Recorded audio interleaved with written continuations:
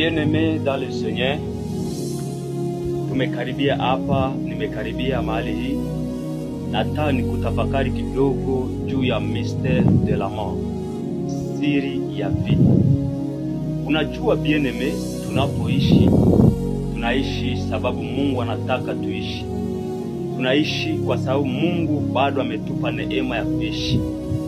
Kuna watu wengi sana ambaye walikuwa kama sisi, lakini sai hawako tena kama sisi, ambapo imenibeba kukupelekea ujumbe katika siku ya leo. Ni Mungu mwenyewe ambaye ana mipango nawe na anapenda sana katika maisha yako ubadilike na uache njia mbaya unapoifuata. Bien-aimé dans le Seigneur, nataka nikuambie kidogo juu ya mystère de la mort, siri ya kifo.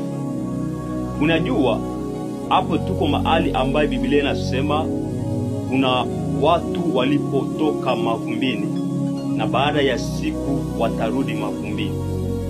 Ndugu yangu, unapoishi usicheze na neema wakati unapokuwa ndani ya uzima.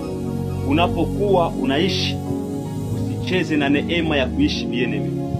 Kwa sababu Biblia inatuambia kusema Mungu alipofanya Adamu ya kwanza akafanya pia na Adamu ya pili.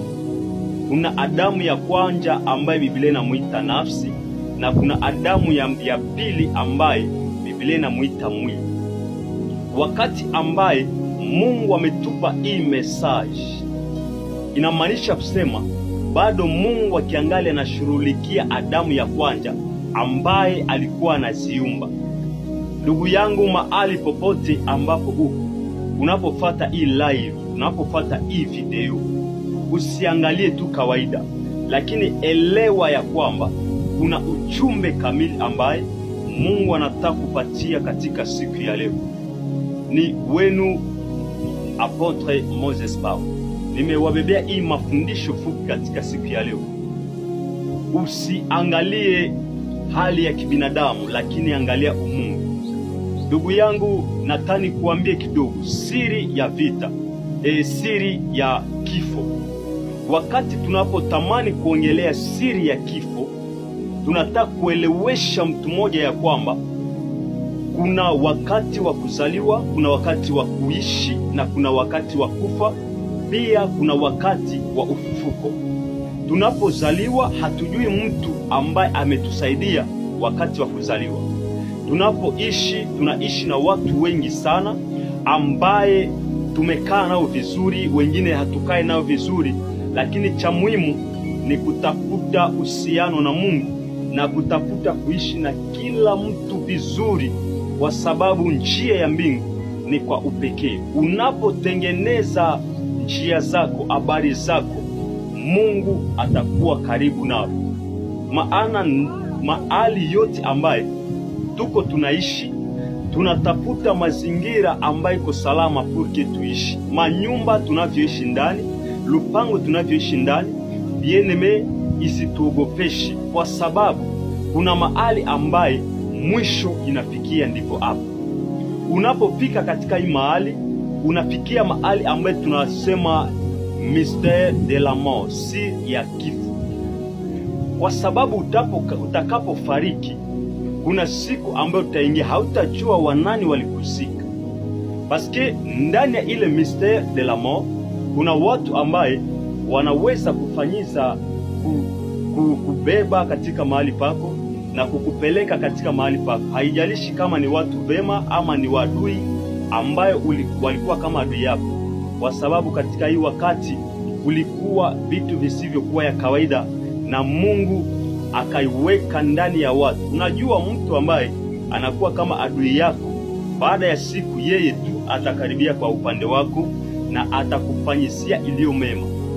Usiangalie uadui ambacho unaibeba leo ama unaishi na watu katika uadui, lakini angalia kesho, kwa sababu watu ambaye walikuwa kama adui yako leo ni watu wale wale tu ambayo watakubeba kesho na watakupeleka mahali pako pa mapumziko. Ile kwa alama tatu ya mystère de la mort. Kuna wakati tunapozaliwa, wakati wa kuishi, na wakati wa kukufa. Pia namna za ine ni wakati wa ufufuko, wa kuingia pale mbinguni, mahali ambaye Mungu ametutayarishia. Bien-aimé, le maître de temps et de circonstances iko Mungu mwenyewe. Usiangaliake pumzi ambayo kunaishi naye iko kawaida, hapana. Pumzi hii tunapolala usingizi, ile pumzi Mungu anaweza kaitoa ndani yetu. Pia ametuacha kama wafu. Kuna pumzi ambapo tunaishi, tunaifuta. Pumzi ambaye tuko naye tusiangalie kawaida, kwa sababu kuna wakati ambaye Mungu anaweza katoa hii pumzi. Pumzi hii Mungu ameiweka kwa ajili ya watu wema, pia kwa ajili ya watu wabaya. Upendo ya Mungu, wema wa Mungu, ushirika wa Mungu haichague wanadamu, hapana. Ukuwe mbaya, ukuwe vizuri, Mungu anaaja na wewe, na bado Mungu anataka mabadiliko ya kila mtu katika maisha.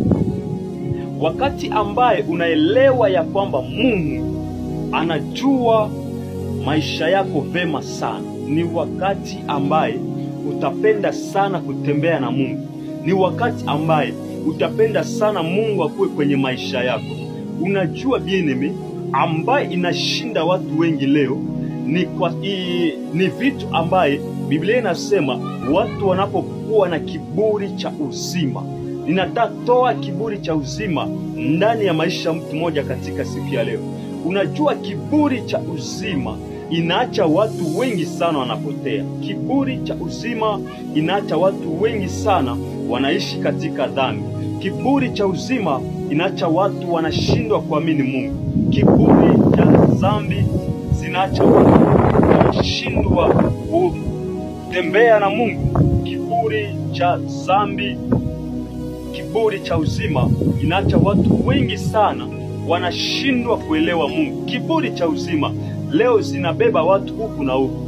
Kiburi cha uzima inaacha watu ambaye walikuwa wanategemea Mungu hawategemee tena Mungu, kwa sababu kiburi cha uzima iko inawameza. Unajua ndugu mpendwa, kiburi cha uzima itakapokaribia kwenye maisha ya mtu, kiburi cha uzima inaongoza mtu vibaya sana.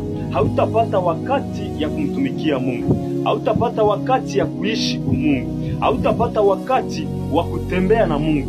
Maisha yako ya Ukristo itakuwa imeaibika, itakuwa imepotea, kwa sababu kiburi cha uzima ziko zinaingia. Hii kiburi cha uzima ziko zikitembea. Hii kiburi cha uzima ziko zikitembea.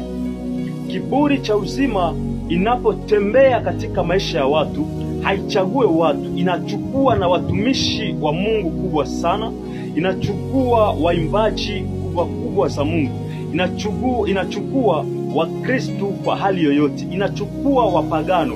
Unajua kiburi cha uzima, Biblia inasema ni sharti kwetu tushindanane na kiburi cha uzima.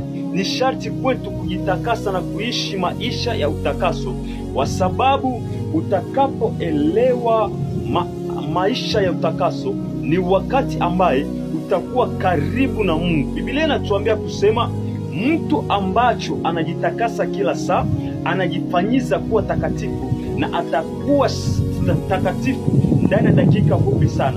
Lakini ukiendelea na maisha ya utakaso na uoga wa Mungu, pia na uoga wa Mungu, utakutanana kusema Mungu ameingia na kuikaa kwenye maisha yako, na kiburi itaondoka. Kiburi cha uzima itaondoka.